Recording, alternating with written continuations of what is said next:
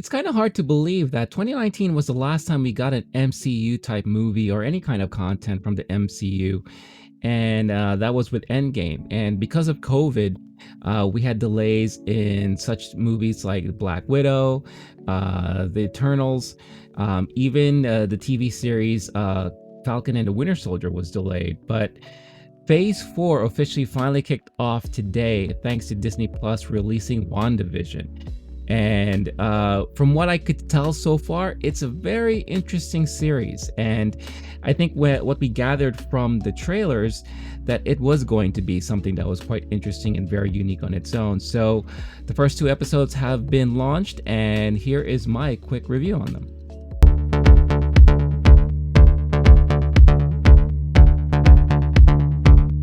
Hey guys, before I get into all of this stuff, be forewarned, this will be a spoiler discussion, okay? I don't do well with non-spoiler reviews and all that, so definitely expect to see spoilers and hear me reveal some things. So if you haven't watched these episodes yet, please pause, save this, I don't know, bookmark it, add it to your watch later or what have you, and then come back to it, and then you can kind of hear what I have to say about these two episodes. So you've been warned. Now, with all the marketing material and the trailers that we got, it's very evident that this series was going to be unique and going to place Wanda and Vision in kind of like a false reality. And I think the big question here, and what everyone was speculating, was, is this a reality that Wanda created on her own, and possibly because of her love of old-fashioned television?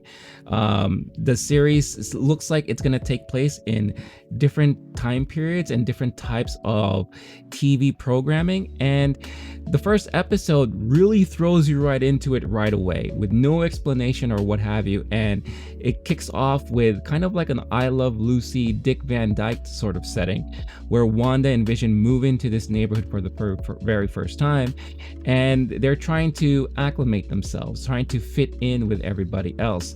But you can kind of tell that they themselves know that they don't necessarily know why they're there or if they even belong. The majority of the episode really has that old school television feel, with all the typical comedy tropes. You know, you have Wanda trying to be, you know, a housemaker and all that kind of stuff like that, meets her next door neighbor played by Catherine Hahn, who, by the way, is a brilliant actress in this series so far. You know, she provides a lot of great comedy moments, and her acting is very, very top notch. And then you have Vision, who goes to work, working in an office, you know, calculations and what have you. But even he has a moment where he's asking, what exactly does this company do? I feel like that tends to be a lot of things when it comes to watching a lot of those old TV series where, you know, we know that they're doing something and they're working somewhere, but sometimes we don't necessarily know what kind of company they work for. The main plot of this episode is that, you know, they have to have Vision's boss and wife over for dinner, but the hijinks before that was trying to figure out what was the significance of this day and what have you. And then when they finally figure it out, that's when all the shenanigans ensue. And like I said, it's very typical comedy like you would see in the old classic television shows. It did remind me a lot, like I said, Dick Van Dyke, I Love Lucy, but it had a lot of like Bewitched moments, you know, especially with Wanda utilizing her magic and what have you, and Vision being able to still, you know, phase through objects and all that stuff like that. And it's funny that that was my first thought, because when we go into episode 2, the way the episode starts there was a very Bewitched like opening, but I'll get into that in a little bit. The main thing that really took me back here and kind of gave me pause was halfway through the episode, they had what they like a little faux commercial spot. This particular commercial spot pretty much is selling a toaster, a new Fandangle toaster that they came up with. And the really odd thing about this toaster was that when they were demoing the toaster, it seemed to take quite a while to fulfill its function, but then it had this really one red light that kept blinking, and it was colorized. And out of the entire episode, this was the only thing that was colorized throughout the episode. as the commercial comes to an end, you realize that it was that the toaster was furnished by Stark Industries, which is a very interesting callback there. So, what does that mean? What is the significance here? Don't really know. But then something happens again as we get into episode 2 that kind of makes it feel like these may be like glitches in the matrix or what have you. But we continue with the episode, and we get to this one moment at dinner. But before dinner, you have Wanda trying to cook up a dinner right away because it was misconstrued. She thought it was an anniversary night, and then she finds out it's really the boss's dinner and all what have you. And like I said, typical comedy stuff that you find in these classic shows. But while they finally sit down and have dinner, there's this one moment where you kind of tell that there is that certain break in the norm of the reality that they're in. And that's basically when the boss asked them, or the wife asked them basically, where are you from? Why did you come to the neighborhood? How long have you been married? And you could tell that Wanda was having a really hard time trying to figure out how to answer that. And during that interrogation process, so to speak, because it did feel like an interrogation, the boss was hammering his fist on the table, kind of, spit it out, like it's simple questions. Why can't you answer them? And he starts choking. And this became a very dark moment in the episode where, like I said, it seems to be like a little break in the matrix, break in the norm of what a formulaic show of this time period would be, because even the camera angles changed. And you get like a close-up of the wife, kind of saying, oh, go stop fooling around, it's not that funny, what have you. But you really have this guy choking and he keels over. And you have a brief moment where Wanda looks at Vision, and Wanda is so serious, and she's like, Vision, help him. And Vision is forced to use his powers to go through into the man's throat and take out that piece of whatever it was that he was choking on. And then things kick back into, I guess, that show's reality, where everything seems to be fine. They head on home. It looks like Vision is up for a potential promotion and what have you, and more comedy ensues, and then the episode pretty much ends with them on the couch, talking about, oh, we don't really have a story, or we don't really have a background. And they kind of formulate one there on the spot. They give themselves wedding rings and what have you. And then this show comes to an end. But that's the show of the reality. Then we find out that the camera pans out and we get to see this monitor in some sort of office, and someone is obviously monitoring the events happening there, taking notes down and what have you. And on the little notepad, we see a little symbol. And the symbol looks like the sword symbol. Sword is that space organization, which is kind of like a spin-off of Shield, so to speak. And that is a speculation that has been going around that's where Nick Fury is right now with the Skrulls in space. We saw that kind of post credit scene at the end of Spider-Man Far From Home, where he's like up in space somewhere in some sort of station. Is that him forming sword? We don't know, but those of you in the comic who are into comics and knows about that stuff, that seems to be the symbol of sword. And leading into the release of this series, we've been getting kind of hints and glimpses that this was going to be the case, and that sword would be introduced in this series, and that definitely does look like to be the case. So episode 1 comes to an end there, and then episode 2 starts, like I said, very Bewitched like, with a very cute cartoon animated opening and what have you. And it kicks off into a new reality because they're in a different home. It's a different home. You could tell by the way they dress, it's a different era. Everyone looks a little different. And the main plot of this episode is it looks like they have to put on some sort of show for this talent show that they're raising for kids in the neighborhood. And one is trying to get good with the local lady who kind of heads up this creative committee that does these events for the town and what have you. And Vision has interest in joining the local neighborhood watch, and he goes over and meets with them. Now this episode starts off what looks kind of normal, but then we get hit with like a weird, again, glitch in the matrix where Wanda comes across this weird object outside of their home after hearing a weird noise, and she sees a toy tin helicopter in her bushes. And again, this is the only thing that is colorized throughout the entire episode so far. And on the helicopter, you again see the sword logo, and she's like wondering why is this here and all that. And then Catherine Hahn kind of jumps in and kind of interrupts her flow, and then the show itself continues on. We see Vision meet up with the neighborhood watch, and his awkwardness and everything plays out. And this was really a moment of comedy and a moment of something that's going to happen that will affect the rest of the episode.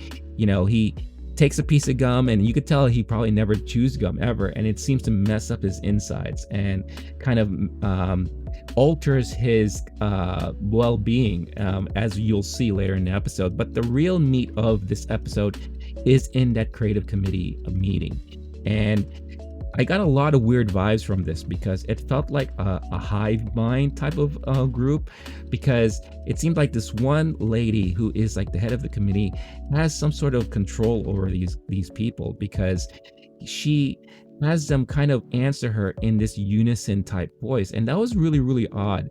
But the main oddity here is, once again, it looks like we have another glitch in the matrix happening where Wanda is confronting her, and the lady is hinting that she knows stuff about her and Vision, and it's stuff that doesn't sit really that well to her. And then right next to them is this radio, and the radio breaks its kind of programming, because it looks like static is happening, and a voice is coming through the radio, and basically the voice is saying, Wanda, are you there?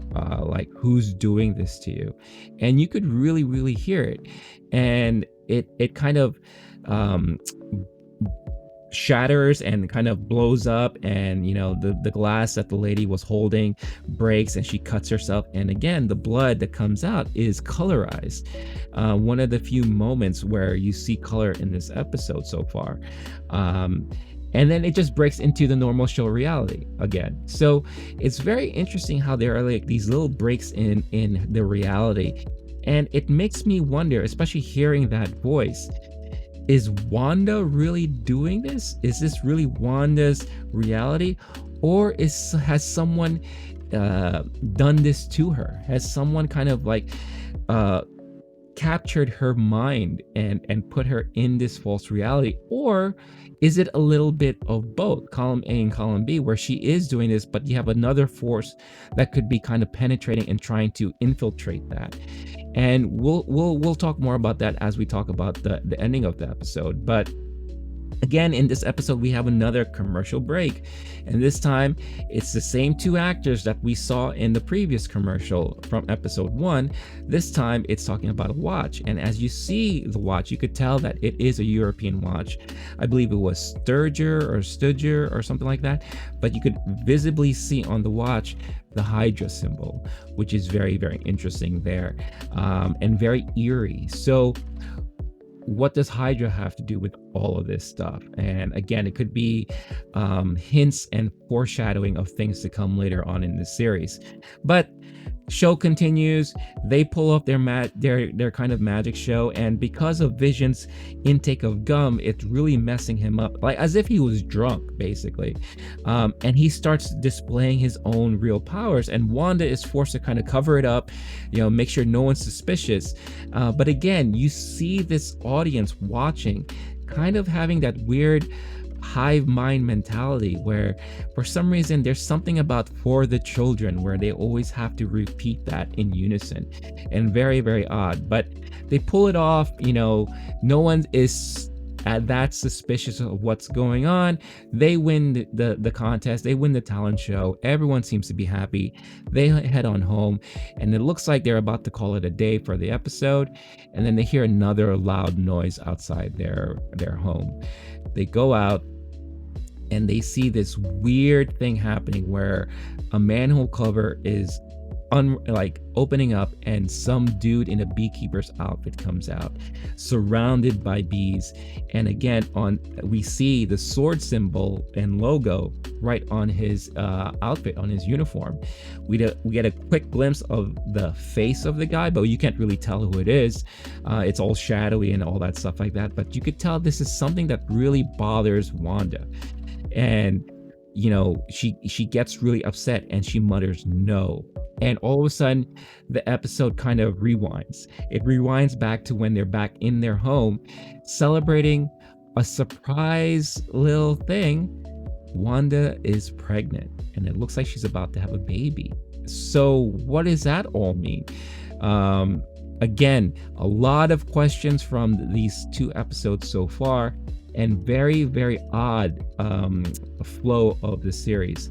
But the episode ends once again with, because of her rewinding, they just, talk about they're having a baby, they kiss, and then all of a sudden something changes where you see Vision's face come in all colorized, and then their surroundings fill in with all the colors and all that. And episodes ends with them kissing, and that's it. And then we're left with what is to come next in this series. And so far it's been a very interesting ride. I do appreciate how they really kept to the time periods, and especially when it comes to the TV shows of that time. Like I said, episode 1 had that strong feeling of those kind of episodes you would watch back in the day, the I Love Lucy's, Dick Van Dyke's. Then we move on to another time period where, very Bewitched, like I said. Even both shows were in the 4:3 kind of framing. So not your typical widescreen, with the exception of maybe the ending of episode 1, where we go into that weird control room that's monitoring Wanda's visions and all that. See what I did there? Wanda's visions. But yeah, it's a very, very interesting series so far. I'm not quite sure where they're gonna go from here, but I am intrigued. I am really, really strongly intrigued, and it looks like it's gonna be very dark. Yeah, you had a lot of comedy bits and all that because of the realities that they're in, which is like the TV show reality. And I thought after a while I was gonna really get tired of it, but I do like the fact that it looks like every episode will be a different program. So it'll be interesting to see how the episodes pan out and where it ends up. And with all those weird glitches in the Matrix, that I like to call it, it's going to be really interesting to see how bigger those things get and how intrusive they get. And if Wanda is really creating this reality and wants people to stay away, how is she going to combat all that? And is that going to warp her mind even more so? And again, that is if she is creating it herself and not someone else kind of entrapping her into this false reality. So yeah, I'm very interested to see how people are going to take to this series, because I don't think this series is going to be for everyone, to be honest with you. Maybe because of the way it starts off and all that, it kind of has that Doctor Strange vibeness to it, because it is very odd. It's very unusual. It's not your typical MCU kind of storyline so far. I was watching someone the other day, not the other day, sorry, earlier today, saying that it reminded him of like Pleasantville with a mixture of Lost, and I can kind of see that because it is very odd. It's like there's a lot of weird things that happen enough within the 2 episodes that make you question what exactly is going on here and how things gonna play out. But I like stuff like that. So for me, I feel like this is the perfect show for me so far. Like I said, I'm very intrigued. Each episode is very short. Episode 1 was 29 minutes. Episode 2 was roughly like around 36 minutes. But yeah, phase 4 in full effect now because of WandaVision out on Disney Plus. And I am curious what you guys think about it. I'm really interested. Like I said, I think people are going to have very different reactions to this series so far. This might be one of those things that you may have to watch a couple of more episodes for it to fully come into realization of this is what they're trying to do, or this is really what's happening.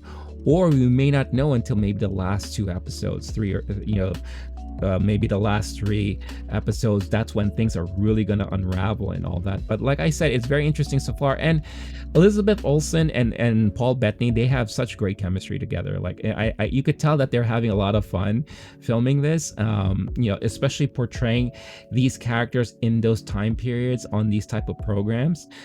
They really play to all that. You have your crowd, the audience laughing at the little comedy bits and all that. You have your little, when they're doing their magic, it looks very kind of gimmicky. And it doesn't really look all that MCU like, when it comes to the special effects. It looks like it is kind of like the special effects of the time period and all that. So I do like how they had those little like nice little touches here and there to really give you that sense of what you're watching. But yeah, let me know what you think of it so far. Leave your comments in the comment section, and tell me, is this something that you are enjoying? Is this something that you were looking forward to? And if so, is this something that you're going to continue watching? Or if you were not interested, did it capture or intrigue you enough that now you want to continue watching and see what happens? After this, we're going to get I believe it's going to be a 9-episode series, and we're going to launch quickly into Falcon and the Winter Soldier afterwards. But yeah, it's nice to see that we're getting finally some MCU stuff. So I will be doing reviews of every episode week to week until the series ends, and we'll be continuing with all the other Marvel series that are coming out on Disney Plus. So make sure you smash that like and subscribe button if you haven't done so already. Thank you for watching, guys, and I'll catch you next time. Oh, hey guys, thanks again for watching. If you want to check out my other videos, make sure to access them through this menu that you see on this side of the screen. Don't forget to hit that like and subscribe button, or hit that logo you see right here on this side of the screen. I've always wanted to do that. Catch you next time.